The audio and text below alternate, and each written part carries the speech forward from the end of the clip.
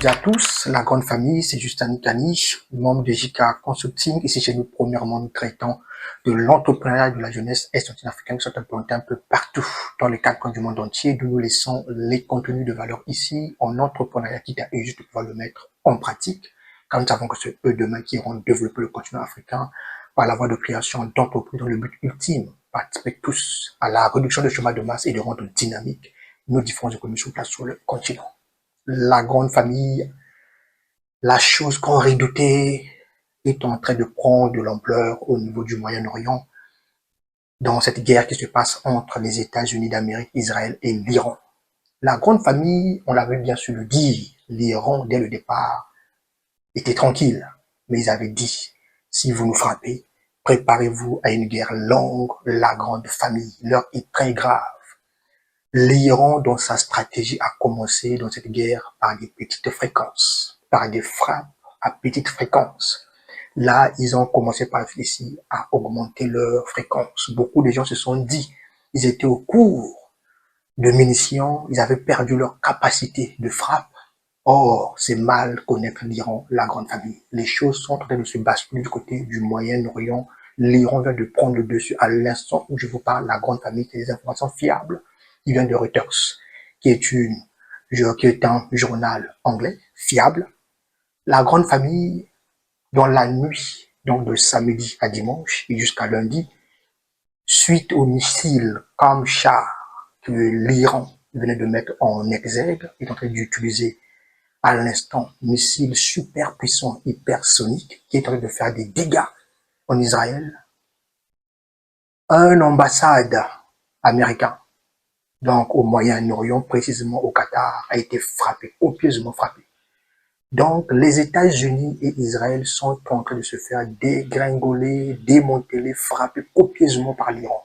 Parce que l'Iran leur avait dit, nous irons avec vous dans une guerre très longue, d'usure, chose que redoutait la Maison Blanche. Et sur le terrain, ceux qui souhaitaient une guerre limitée, rapide, chirurgicale contre l'Iran, c'est pas ce qui est en train de se passer sur le terrain, c'est autre chose. L'Iran augmente en puissance. La grande famille, c'est très dangereux. En Israël, c'est de la débandade. L'aéroport Ben Gurion est en train d'être rempli. Il y a beaucoup d'Israéliens qui quittent le pays via l'aéroport Ben Gurion. Beaucoup sont en train de libérer le pays jusqu'à pousser le gouvernement israélien à dire à leurs ressortissants, ils ne savent pas, ils ne sont plus certains qu'ils vont continuer à supporter le système d'alerte suite aux missiles iraniens, tellement que l'Iran est en train de pratiquer une stratégie de surcharge, une stratégie par la suite de saturation des missiles que même le dent de fer a du mal à supporter. Et suite à l'arrivée du nouveau missile super puissant comme char, à plusieurs factions, à plusieurs têtes, tellement que ça fait des dégâts, si vous êtes informé. Il y a le chef de Mossad, donc le directeur de Mossad, venait d'être tué par le même missile, comme char. Ses deux seconds aussi venaient d'être tués. Et le petit frère direct du premier ministre Netanyahou venait d'être tué dans la maison du premier ministre. Mais lui-même, il était absent. Donc son petit frère, d'instant où nous parlons, est mort. Et je crois, si je me trompe, le ministre de l'Intérieur aussi entre la vie et la mort. Suite à ce missile de précision comme char, à plusieurs fractions. Donc lorsqu'il tombe, plusieurs têtes va avec ces précisions. C'est ça qui est en train de faire peur au monde occidental à l'instant où nous parlons, peur à Israël. C'est ça qui fait que les gens ne savent plus où aller se cacher parce que ce missile, lorsqu'il arrive avec ses fractions, avec ses têtes multiples, fait plus de dégâts que les missiles ordinaires. Et la guerre a changé de niveau. Ils sont rentrés dans une guerre très longue, dans une guerre à haute fréquence. L'Iran a dit avec le fils de Ayatollah Khamenei, qui venait d'être nommé guide suprême en Iran. Dès qu'on l'a nommé, la nuit là même, il a ordonné qu'on puisse relâcher plusieurs drones et plusieurs missiles sur Israël. Et lui, il a dit, ils vont augmenter par la suite la fréquence de guerre, la fréquence de missiles et des drones. La grande famille, l'heure est grave. Pour vous qui priez, pour les chrétiens, priez pour Israël. À l'instant où nous parlons, nous ne savons pas où se trouve le premier ministre israélien. Tellement la débandade, la panique totale en Israël. Donc, Tel Aviv, Jérusalem, à l'instant où je vous parle, est en train d'être vidé. Ils ont dit à leurs ressortissants de quitter ces deux grandes villes. Donc, l'aéroport est tellement rempli de gens ne font que sortir. L'Iran aussi, nous le savons, est copieusement frappé. Mais l'Iran ne décolère pas. Les frappes sont réciproques. L'Iran l'avait dit, vous allez me frapper, moi aussi je vais frapper, jusqu'à la fin. Et là, ça risquerait de coûter très cher aux États-Unis d'Amérique. Et je pense que c'est même, si nous voyons bien de ce qui se passe, là je parle pas des chaînes mainstream, là où l'information n'est pas la réalité du terrain, la grande famille, suivez les médias arabes qui parlent des informations en instantané, avec des vidéos à l'appui. Vous allez voir ce qui se passe sur le terrain. C'est très grave et c'est très sérieux. Et du côté du Liban, la frontière entre Israël et le Liban, le Hezbollah a frappé correctement l'armée israélienne. Il y a eu 2 morts. C'est la nuit de samedi toujours à dimanche qui venait de passer. Donc là, la grande famille, Lion est en train de montrer ses griffes. Voilà pourquoi on leur avait dit, n'allez pas provoquer un lion qui dort, un lion qui sommeille. L'Iran n'a frappé personne. L'Iran n'avait pas des intentions de frapper, mais ils sont allés en avance. Or, lorsque vous frappez, c'est lui, par la suite ici, qui sommeille, qui dormait, bah, il faut être prêt. Il y a un adage qui dit, vous ne pouvez pas gagner une guerre face au propriétaire de la maison. Même un voleur, lorsqu'il arrive dans une maison pour voler la grande famille, lui-même, il sait qu'il a peur. Parce que s'il croise le propriétaire de la maison là où il va voler, il finira par être saisi, donc par être vaincu.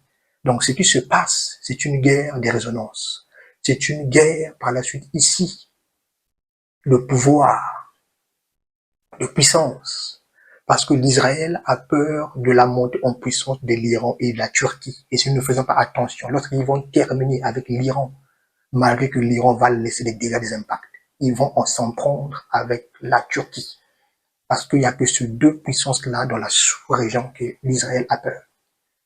Et donc, voyons voir ce qui va arriver, la grande famille. Mais les États-Unis finira par lâcher Israël. Israël finira par être seul. Et lorsqu'il va se sentir être seul, abandonné, il finira ici, la grande famille, retenez ce que je vous dis ici, à utiliser la bombe nucléaire sur l'Iran. Et c'est ça qui va pousser la Turquie de rentrer en guerre et les autres pays du Moyen-Orient. Ils vont faire bloc.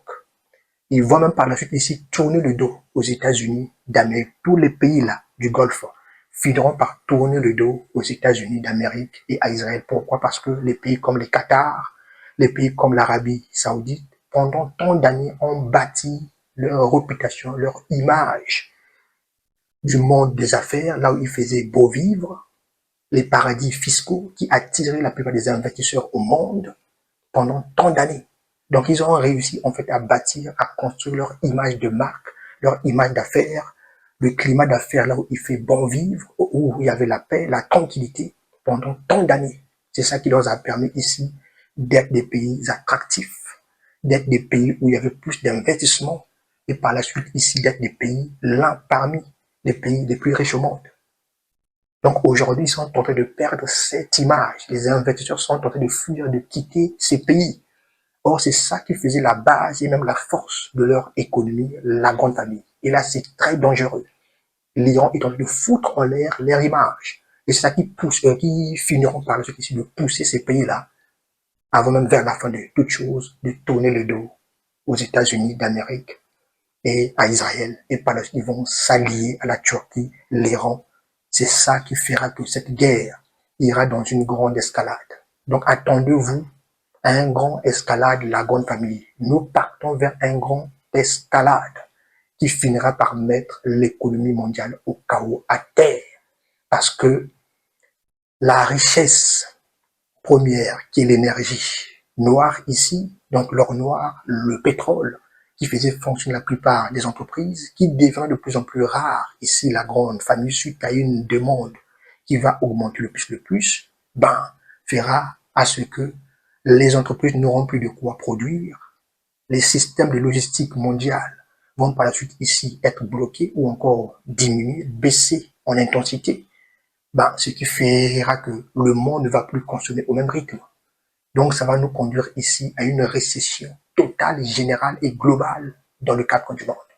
Et donc, nous courons un grand risque, un grand danger suite à ce qui se passe au Moyen-Orient entre l'Iran, les États-Unis d'Amérique et Israël.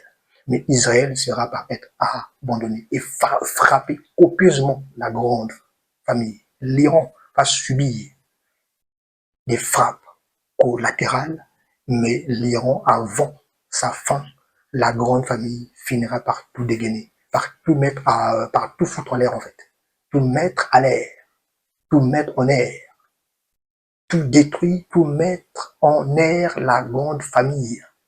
Déjà à l'instant où nous parlons, les États-Unis par la suite n'a plus de radars qui leur permettaient par la suite d'assurer en fait la sécurité, sa sécurité au Moyen-Orient et la sécurité de ses partenaires tels que les pays du Golfe. C'est ces radars, ces deux radars que l'Iran venait de frapper copieusement au Moyen-Orient qui ne fonctionnent plus. Donc même les États-Unis d'Amérique, à l'instant où nous parlons, la grande famille n'a plus la capacité d'intercepter ou encore de bien visualiser les missiles iraniens à son arrivée.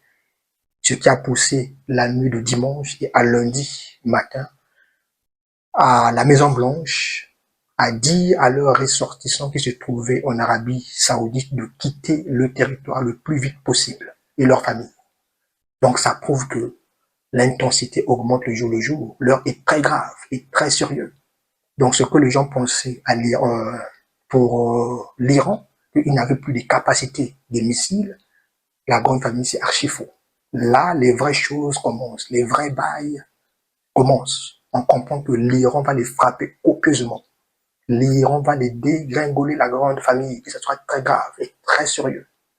Donc c'est à nous de nous préparer petit à petit, soyez éveillés, suivez ce qui se passe, car ça y va avec les prophéties, ça y va avec la marche du monde et de nos vies au quotidien dans les jours, semaines, mois à venir et même années à venir par la suite. Voilà ce que j'avais à partager avec vous, la grande famille. Prenez soin de vous et je vous dis à tous à très bientôt. À la prochaine.